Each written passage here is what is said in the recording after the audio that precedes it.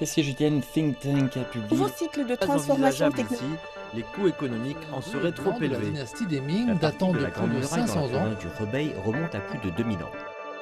Cette semaine en Chine. Cette semaine en Chine. Suivre l'actualité chinoise de la semaine avec Bamboo Studio.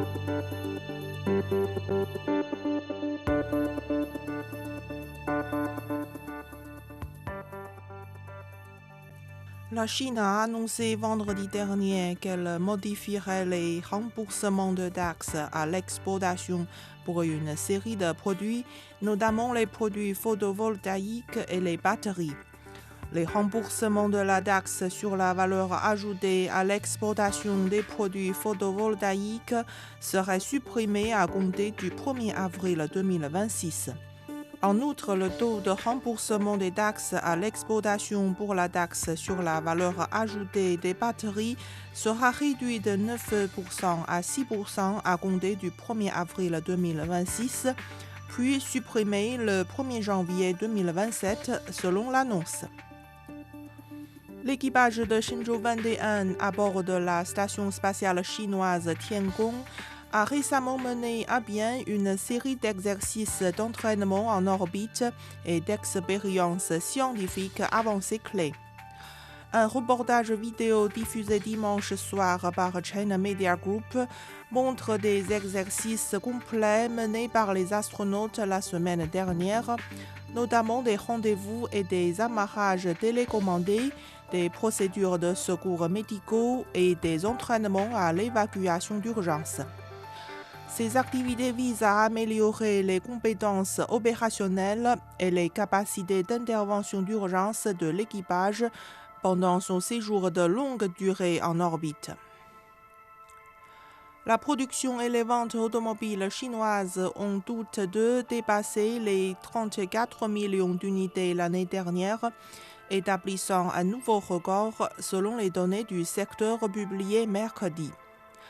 La production automobile totale a atteint 34,53 millions d'unités en 2025, soit une hausse de 10,4% par rapport au niveau de 2024, tandis que les ventes ont augmenté de 9,4% en glissement annuel à 34,4 millions d'unités, selon l'Association chinoise des constructeurs automobiles.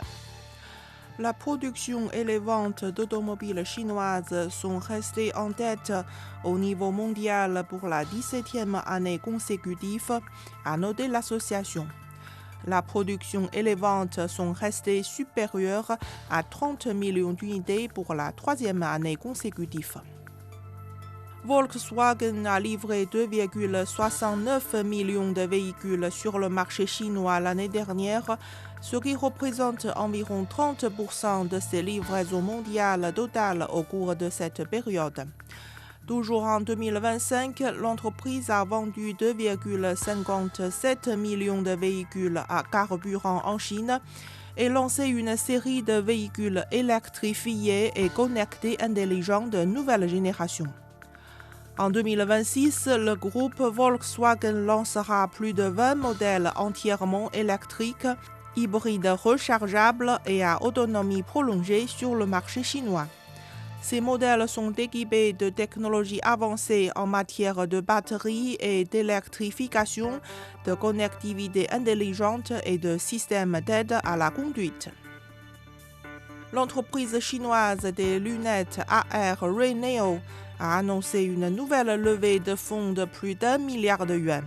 China Mobile et China Unicom, les deux principaux opérateurs télécoms chinois, figurent parmi ces investisseurs clés.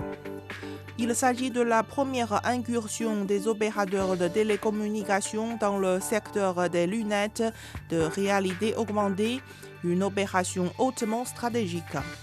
Pour ces acteurs, les lunettes AR s'imposent désormais comme le successeur naturel du smartphone, incarnant la prochaine génération de terminaux personnels grand public.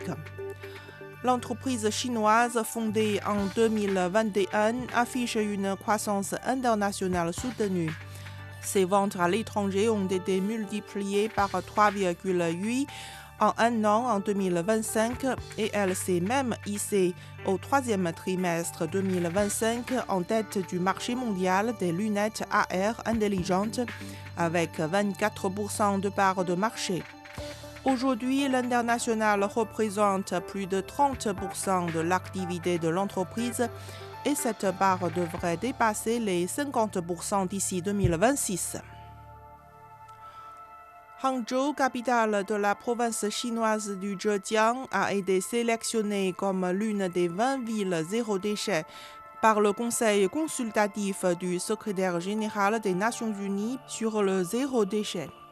Avec une production économique annuelle dépassant les 2000 milliards de yuans et une population de plus de 12,6 millions d'habitants, Hangzhou a mis en œuvre avec efficacité des mesures globales de gestion des déchets solides et d'utilisation des ressources. De 2021 à 2024, le volume de déchets solides municipaux générés à Hangzhou a continué de diminuer, la production quotidienne de déchets par habitant passant de 1,06 kg à 0,99 kg.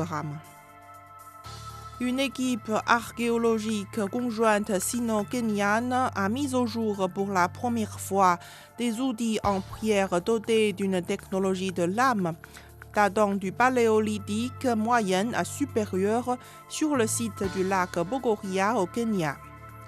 La découverte de ces outils fournit des éléments essentiels pour étudier les origines et la diffusion de la technologie des lames et son lien avec les premiers humains modernes. Vous écoutez Bamboo Studio, merci de votre attention.